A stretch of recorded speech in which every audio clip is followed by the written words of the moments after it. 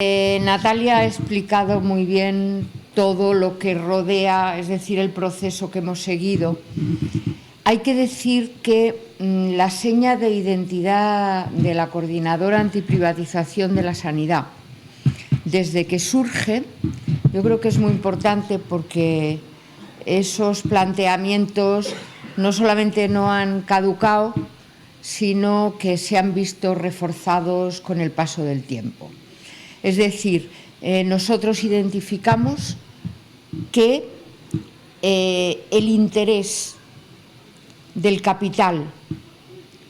por un presupuesto bastante importante, que es el presupuesto del gasto público en sanidad,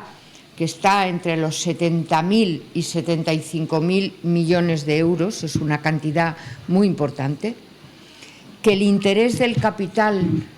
por hacerse como sea, con la tajada más grande de este dinero público,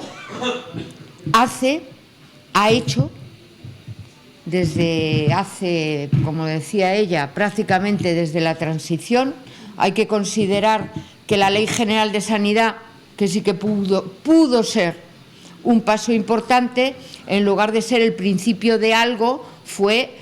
el final de una esperanza y el principio de la aceleración del proceso de privatización. Y que la seña de identidad de CAS es que, como se ha demostrado en la práctica, no depende, desgraciadamente, del color político del gobierno que sea, bien del Estado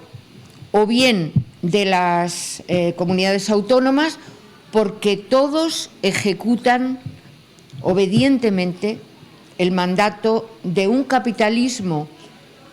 que está en crisis, a pesar de que algunos se están forrando. Está en crisis quiere decir que cada vez hay menos negocio en los sistemas productivos o está más dificultado, y donde se refugian es en la gallina de los huevos de oro, es decir, dinero público, clientela asegurada y el beneficio sin apenas control, como ya he dicho, porque lo que hay que decir es que los gobiernos autonómicos que tienen las competencias de sanidad no ejercen su obligación de controlar la calidad. ¿Por qué? ¿Por dejación? ¿Por ignorancia? No, porque forman parte del negocio. Forman parte del negocio, es decir, en Madrid hemos visto cómo los hospitales de gestión privada han ido sistemáticamente a empresas constructoras de la Gürtel que estaban implicadas en la Gürtel, pero podéis replicar en cada comunidad autónoma el negocio del capital privado en la sanidad parecido y además constatado históricamente a nivel estatal. Es decir,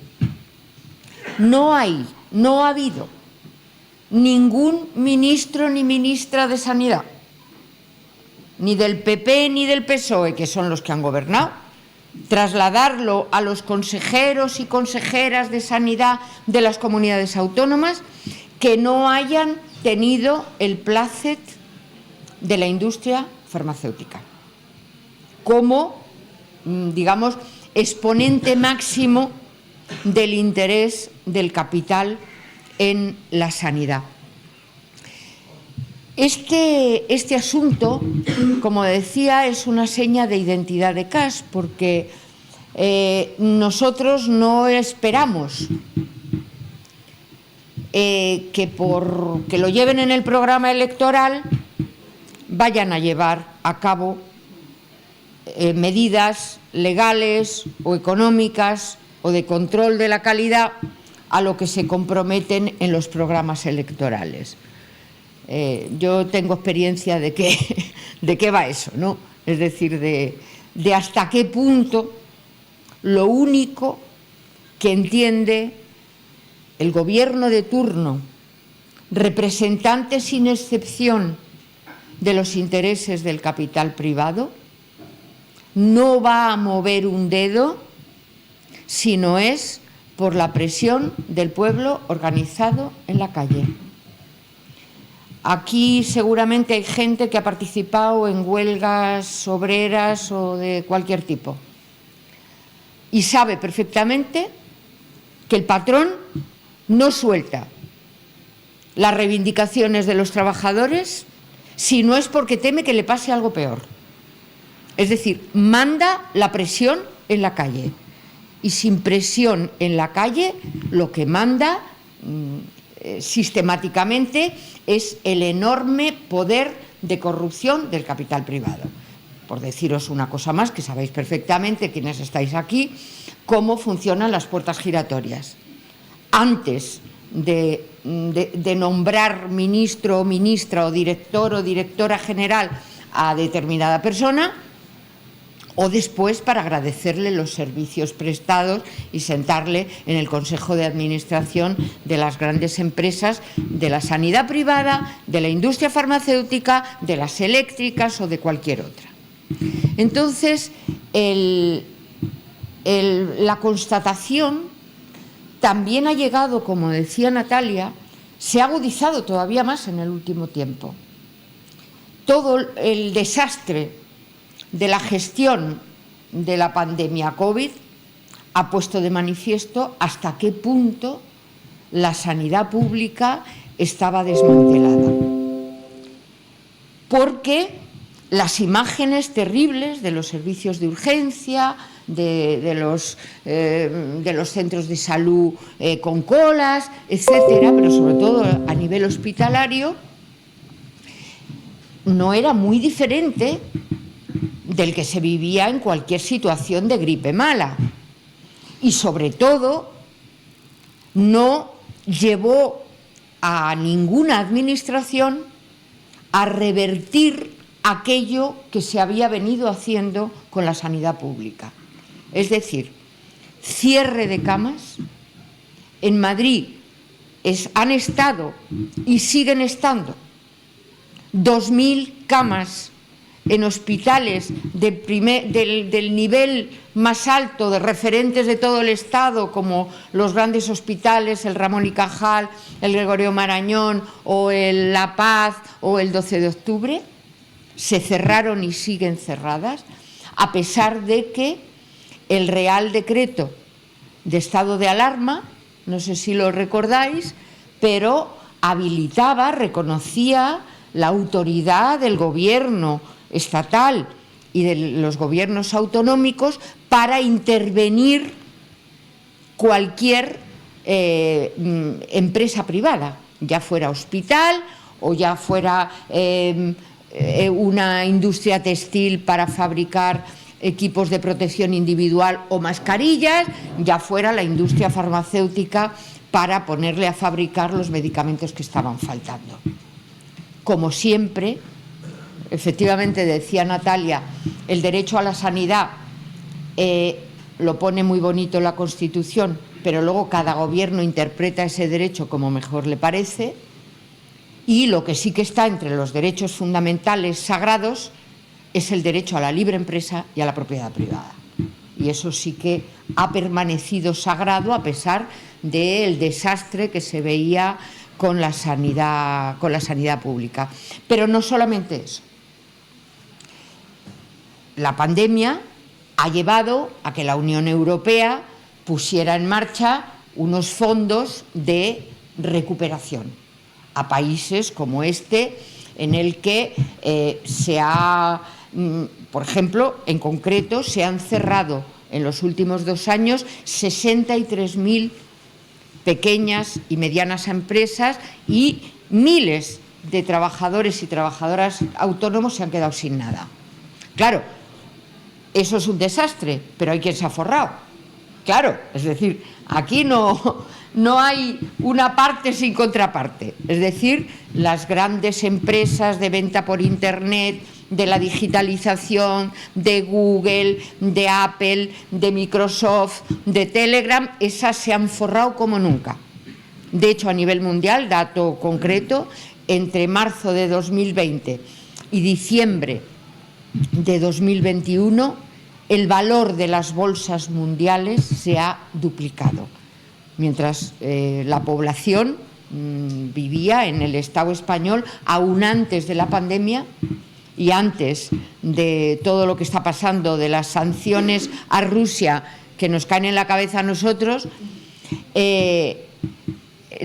Antes de todo eso, ya más de la mitad de la población, según un informe del relator de la ONU para la extrema pobreza, más de la mitad de la población no podía llegar a final de mes, más de la mitad de la población no come carne, pescado o pollo, y no porque sean vegetarianos, sino porque no pueden comprarlo, ¿no? O no pueden calentarse en invierno, o no pueden encender la luz cuando el sol se va. Los fondos de recuperación que vamos a pagar como deuda van a ir a parar exclusivamente a la gran banca y a las grandes multinacionales. Todos los proyectos que se han presentado para ser financiados por esos 140.000 millones de euros han sido preparados por los grandes despachos económicos y de abogados del gran capital, de la COE, Garrigues Walker, el Price Waterhouse, es decir, todos los grandes fondos son los que han preparado, han acondicionado los proyectos, de manera que Iberdrola considera que se puede llevar entre una quinta y una séptima parte de esos 40.000 millones de euros con el capitalismo verde, la reconversión eléctrica, etcétera. Ya veremos en qué queda todo eso. Pero lo que está clarísimo es que eso lo vamos a pagar nosotros y nosotras como deuda, y sabemos qué quiere decir pagar deuda. Quiere decir lo mismito que con los gastos militares que han acordado en la última reunión de jefes de Estado de la Unión Europea. El aumento del gasto militar o el pago de la deuda sale inevitablemente porque gobierna quien gobierna, no tendría por qué ser así, pero va a salir de recortes en el gasto público y en los servicios sociales. Por cierto, cuando salgáis, 20 y tantas organizaciones de todo el Estado, entre ellas CAS, nos juntamos viendo que la gente no sabía nada de eso de los fondos de la Unión Europea, que se vendía en las televisiones como un maná que nos iba a caer a todos del cielo porque la Unión Europea era muy buena y nos regalaba 140.000 millones,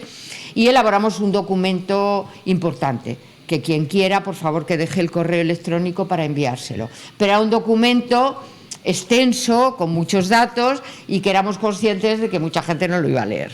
Entonces se ha hecho con ayuda de un gran artista y compañero, Juan Calvellido, se ha hecho un cómic muy bonito que tenéis ahí cuando salgáis, si tenéis a bien cogerlo y dejar algo, porque el dinero nos sobra. Bueno, pues fuimos conscientes en CAS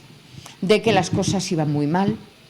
de que a pesar de que todos los aplausos en los balcones y la conciencia del deterioro de la sanidad pública en la población se había extendido, como ha dicho Natalia muy bien, a lo único que había servido es para dar el dinero extraordinario que se había presupuestado a Indra, a todas las empresas de las PCRs, de los rastreadores, a la industria farmacéutica y a la sanidad pública, lo que se contrató extraordinariamente para atender la pandemia. Se acabó la pandemia, o vete tú a saber qué, pero la gente se la puso en la calle y las cosas van cada vez peor. Por cierto, solamente el 1% de esos 140.000 millones de los fondos de la Unión Europea se prevé que vengan para sanidad, es decir, poco más de 1.000 millones de euros, y en todo caso van a ir a la colaboración público-privada, eufemismo para decir que es dinero público que va a acabar en manos de la empresa privada. Bueno, os decía que nosotros veíamos que las cosas iban cada vez peor, porque hay una lógica inexorable. El deterioro de la sanidad pública, es el caldo de cultivo para el desarrollo del negocio de la sanidad privada. Eso es lo que Natalia ha argumentado muy bien, y es que la sanidad privada ha tenido los niveles de negocio más altos precisamente en plena pandemia. Y creíamos que era necesario, las movilizaciones, por desgracia, no están muy poderosas. Nosotros, de todas maneras, aprovecho para llamaros a asistir a la manifestación que tendrá lugar exactamente dentro de una semana, el próximo sábado, saliendo desde Atocha, pero creíamos que era necesario llevar a cabo algo más, algo que colocara al Gobierno, que dice defender la sanidad pública y que dice ser progresista y defender los servicios públicos, emplazarle a que, en lugar de palabras, adopte medidas y modifique las leyes que están amparando y permitiendo el desarrollo del negocio privado a costa del deterioro de la sanidad pública. Y entonces pensamos que una buena cosa sería esta iniciativa legislativa popular, que permite sacar el debate a la calle. Es decir, aquí hay compañeros y compañeras que están recogiendo firmas, como se está haciendo en todo el Estado, y la receptividad de la gente es enorme. Se hacen colas, la gente entiende muy bien que la situación actual es insostenible y que además va cada vez peor. Y eso ha permitido también, porque esta ILP, que sí que impulsa CAS, no es de CAS, no solamente porque lo que pretende no es para una organización, sino para el conjunto de la población, sino que además hemos hecho un llamamiento que ha sido recibido por muchas organizaciones y sindicatos para hacer suya esta tarea, que no es nuestra, ahí no aparece en la ILP el nombre de CAS para nada. Y de hecho, decenas y decenas de organizaciones pequeñas, bueno, la más grande de todas, CGT, a nivel estatal lo está apoyando, pero también hay otros muchos pequeños sindicatos, asociaciones de pensionistas, incluso, aunque desde noviembre del año pasado emplazamos a la Marea Blanca, a la Federación de Asociaciones para la Defensa de la Sanidad Pública, a comisiones, a UGT, a Izquierda Unida y a Unidas Podemos a apoyar el desarrollo de la ILP en la calle, estas grandes organizaciones no han respondido ninguna, ni sí, ni no, ni nada. Eso no ha impedido, y eso es muy importante, porque las grandes burocracias políticas y sindicales creo que han demostrado suficientemente a lo largo de estas últimas décadas qué intereses están respaldando. No pasa así muchas veces por las bases, donde secciones sindicales de comisiones obreras o federaciones de Izquierda Unida o de Podemos están apoyando en la práctica, ¿no? Entonces, paso a enumerar los puntos fundamentales de la ILP. No voy a referirme a lo fundamental. La fundamental, porque lo ha dicho Natalia y no quiero extenderme mucho más, lo fundamental es la derogación de las leyes que permiten el negocio privado en la sanidad. Fundamentalmente, el artículo 90 de la Ley General de Sanidad, que permite extender los conciertos privados mientras se desmantela lo público, y la ley que permite la gestión privada de la sanidad con dinero público, sin control y con beneficio empresarial. Las otras partes fundamentales son, creíamos que no solamente es de justicia, sino que es un planteamiento básico de la sanidad, el derecho universal de todo ser humano a la asistencia sanitaria independientemente de su situación administrativa. Es decir, todo ser humano que pise esta tierra debe tener derecho a la sanidad, porque es de justicia y porque además es incomprensible la salud pública si se excluye además precisamente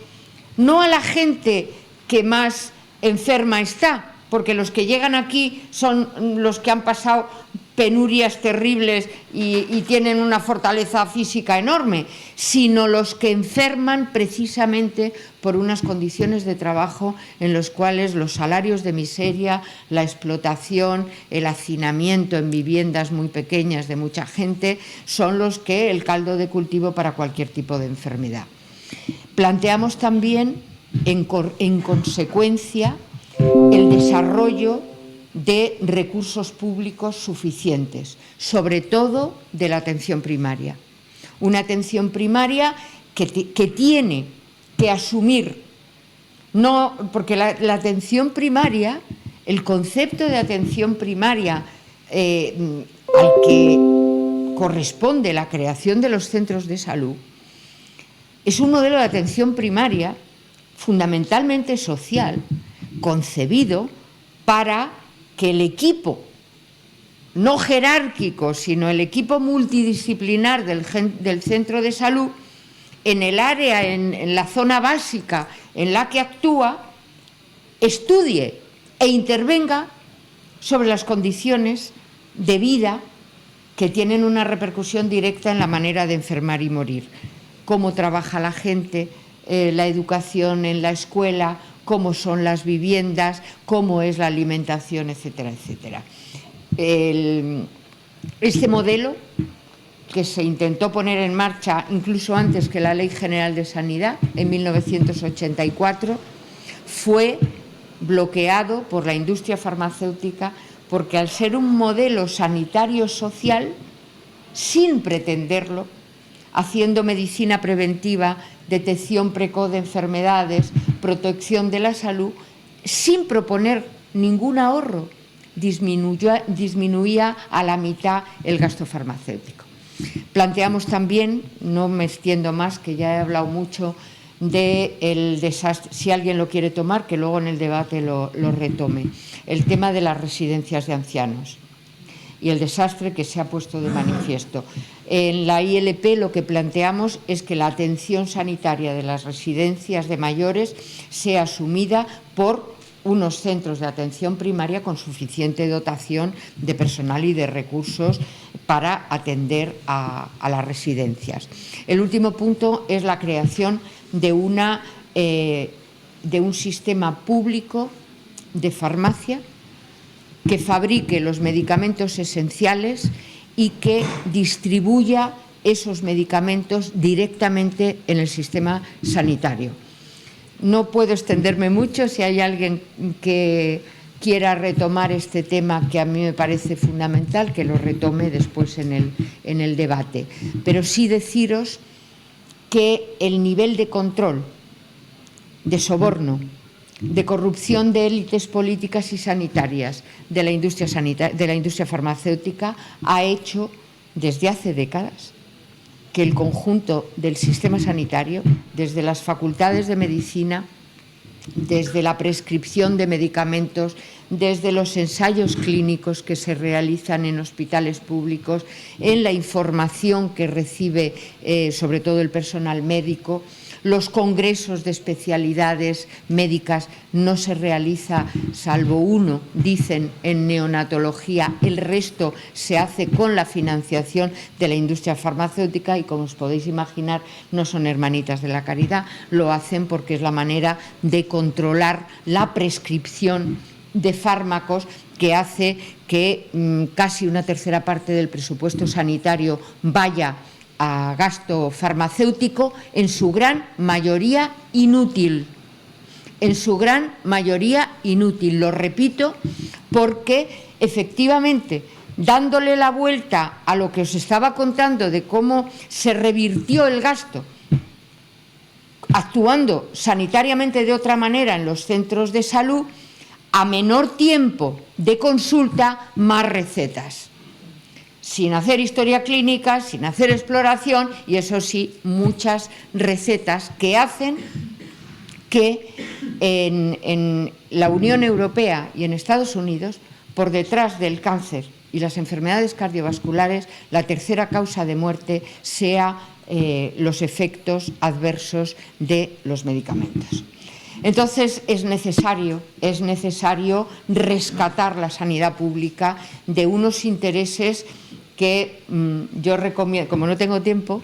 recomiendo dos cosas. Que veáis una película que es muy buena, no es reciente, pero revela muy bien qué tipo de mafia es la industria farmacéutica, es El jardinero fiel, y que leáis un libro de probablemente la persona que mejor conoce el sistema farmacéutico a nivel mundial, porque trabajó en la industria farmacéutica, es biólogo, es médico y ha escrito varios libros, pero bueno, el fundamental es Peter Gotche, es danés y ha escrito un libro que seguramente estará por aquí. Tiene un título bastante explícito: Medicamentos que matan y crimen organizado. Bueno, pues termino llamándoos a que nos ayudéis, a que quienes todavía no os hayáis incorporado a la tarea, que forméis un grupito de 2 o 3 personas para recoger firmas en los barrios, que esa recogida de firmas vaya acompañada con vuestras palabras y con la experiencia e inteligencia vuestra de por qué hay que hacer ahora una ILP que lleve la voz del pueblo al Congreso, que emplace a este Gobierno a detener lo que han venido haciendo todos los gobiernos hasta ahora y rescatar una sanidad pública, convencidos y convencidos que la ILP es una herramienta de lucha. Es decir, queremos recoger las firmas necesarias, queremos que lleguen al Parlamento, pero entendemos que lo más importante es que en este proceso aumente el nivel de conciencia, de organización y de capacidad de resistencia del pueblo frente a unos intereses políticos, económicos y sanitarios que no les preocupa un pelo nuestra salud, sino lo que se meten en los bolsillos. Nada más, muchas gracias.